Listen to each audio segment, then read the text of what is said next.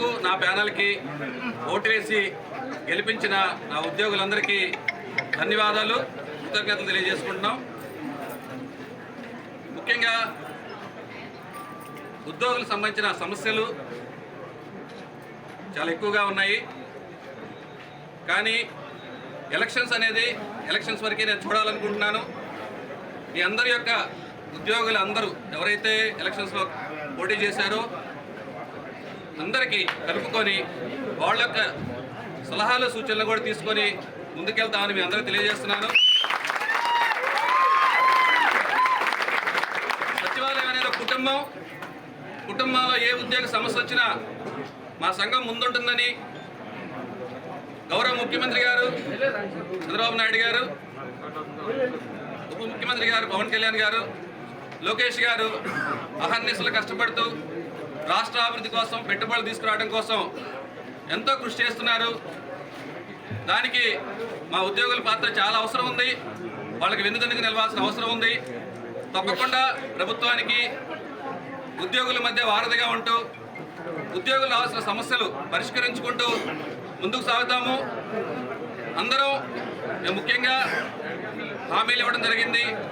ఏవైతే హామీలు ఇచ్చామో అవి మొదటి రోజు నుంచే కార్యాచరణ తీసుకురావడానికి మేమందరం సహాయశక్తి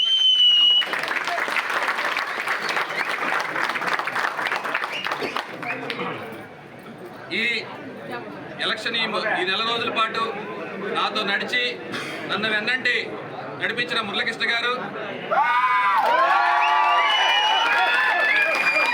అందరికీ పేరు ధన్యవాదాలు తెలుపుతున్నాను. అందరం ఒకే కుటుంబంగా రాబోయే 3 సంవత్సరాల్లో గౌరవ ముఖ్యమంత్రి గారికి సన్నిహితంగా ఉంటూ మన సమస్యలు పరిష్కరించుకోవడానికి అందరినీ కలిసికట్టుగా ముందుకు నడిపిస్తానని, నాకు ఈ జర్నీలో మీరందరూ కలిసి రావాలని అందరినీ మనస్ఫూర్తిగా కోరుకుంటున్నాను. కానీ ఇతర అంశాలు కానీ వాటిపైన మీ వైఖరి ఎలా ఉండబోతుంది? ఇది ఉద్యోగుల ఫ్రెండ్లీ ప్రభుత్వం.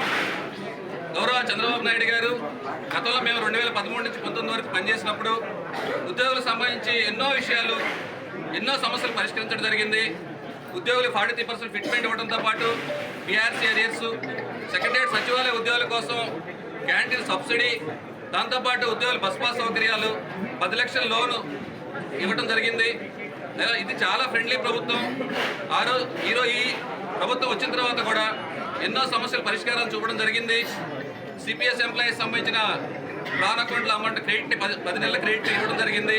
దాంతోపాటు సిపిఎస్ ఎంప్లాయీస్ టీఆర్ఎస్ ఇవ్వడం జరిగింది. 1వ తేదీ జీతాలు కానీ ఇలా అనేక కార్యక్రమాలు ఒక్కొక్కటి సాల్వ్ చేసుకుంటూ వెళ్తున్నాం. తప్పకుండా గౌరవ ముఖ్యమంత్రి వారి మాకు నమ్మకం ఉంది. తప్పకుండా ముఖ్యమంత్రి గారు మా ఉద్యోగ సమస్యలు ఒకటి ఆర్థికేతర సమస్యలు ఏవైతే ఉన్నాయో పరిష్కరిస్తారని మేము పూర్తిగా నమ్ముతున్నాం. ఆయన వెంట రావడానికి సిద్ధంగా ఉన్నాం. మిగతా సంఘాలకు భిన్నంగా ఉంటుంది, ప్రభుత్వానికి దగ్గరగా ఉంటుంది. కాబట్టి ప్రభుత్వ నిర్ణయాల్లో ఉద్యోగులకు మేలు చేసే వాటిలో ఏం చేయబోతున్నారు? తప్పకుండా సచివాలయం అనేది గుండెకాయ లాంటిది. ముఖ్యమంత్రి గారికి దగ్గరే మేము పనిచేస్తాం కాబట్టి తప్పకుండా ముఖ్యమంత్రి గారి ఏదైతే ఆశయాలు అనుగుణంగా ఉద్యోగులందరినీ ముందు నడిపించడంలో సచివాలయ సంఘం ముందుంటుందని మీ అందరికీ తెలియజేస్తున్నాం. చరిత్ర సృష్టించినోడు ఇప్పుడు ఆ చరిత్రని తిరగరాయబోతున్నాడు.